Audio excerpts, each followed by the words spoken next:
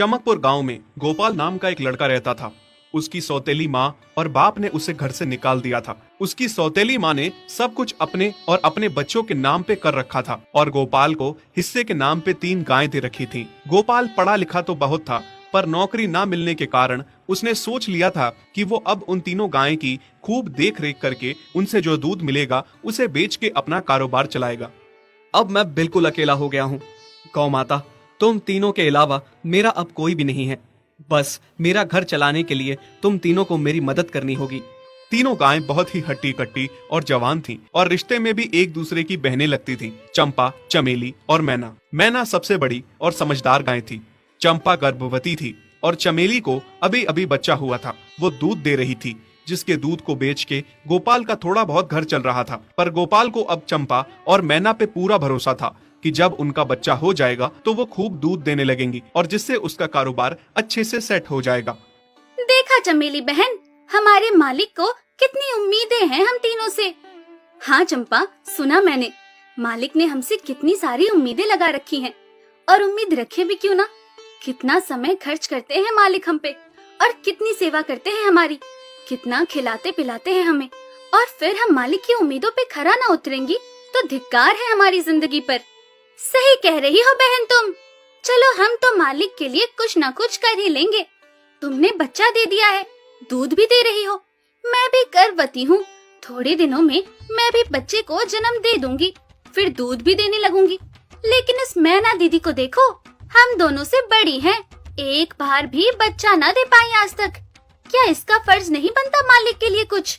ये तो बड़ी हैं, हमसे ज्यादा इसको मालिक के लिए करना चाहिए था, लेकिन हम छोटी होकर इतना सोच रहे हैं। तुम दोनों ऐसा क्यों कह रही हो? क्या गलत कह रहे हैं हम? सही तो कह रहे हैं। कितने सालों से बांझ पड़ी हो तुम। ऐसा कैसे कह सकती हो तुम? बच्चा देना ना देना मेरे हाथ में थोड़े ना है। मैं भी तो माँ बनना चाहती हूँ ना। मैं भी चाहती हूँ कि दूध दूँ और मालिक को मेरे दूध से कुछ फायदा हो। अरे तुम क्या बच्चा दोगी जो इतने सालों से नहीं दे पाई? तुम ये ख्वाब लेना बंद करो कि तुम बच्चा दोगी और तुम्हारे दूध से मालिक को कोई फायदा होगा।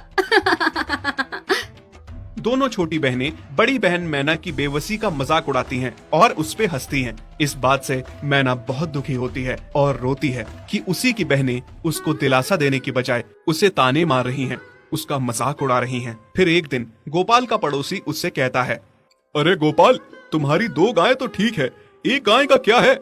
उससे तुम्हें कोई फायदा नहीं है, बेच क्यों नहीं देते उसे? अरे नहीं नहीं भाई साहब, बेचना क्यों उसे? अभी बच्चा नहीं दे रही तो क्या पता कल वो बच्चा दे दे। कोई भी काम जल्दबाजी में नहीं करना चाहिए। अरे नहीं गोपाल, मेरे कहने का ये मतलब था कि तुम्हें अपना कारोबार जल्द खड़ा करने की जरूरत है, क्योंकि तुम्हारे घर वालों ने तुम्हारे साथ जो कुछ भी किया वो बहुत गलत था। अब तुम्हें जो भी करना है अकेले ही करना है। आगे शादी भी तो करनी है तुम्हें, उसके लिए भी खूब पैसा कमाना पड़ेगा। जब तुम्हारी सारी गायें दूध देंगी तभी तो कारोबार अच्छा चलेगा ना। हाँ, बात तो तुम सही कह रहे हो भाई। मेरी मानो तो तुम अपनी गायों को क्रॉस करवा के देख लो, शायद उससे बच्चा हो जाए। हाँ, ये सुझाव तुमने सही दिया, मैं कल ही ऐसा कर लेता हूँ। सुना तुमने मैना बहन मालिक की बातों को? कितना परेशान है मालिक तुम्हारी वजह से, पर तुम्हें तो कोई बात कह ही नहीं सकते।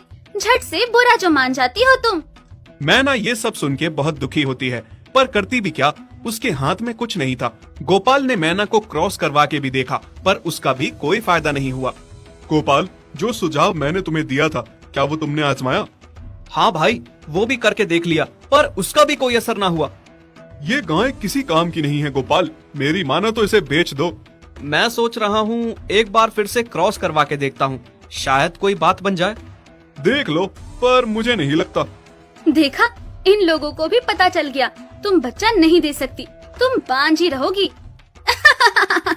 सही कह रही हो तुम दीदी, इतने जतन करने के बाद भी बच्चा नहीं हो रहा तो अब क्या होगा? गोपाल मैना को एक बार फिर से क्रॉस करवा लेता है। दोनों बहनें चंपा और चमेली मैना के बांझपन का मजाक उड़ाती हैं और उस पे खूब हंसती हैं। फिर एक दिन मैना चमेली के बच्चे के साथ खेल रही थी कि तभी चंपा देख लेती है। हाँ देख तो चमेली दीदी, ये मैना दीदी तेरे बच्चे के साथ क्या कर रही है? मुझे समझ में नहीं आ रहा, तू इस बांझ के साथ अपने बच्चे को कैसे छोड़ सकती है? जब मेरा बच्चा आ जाएगा मैं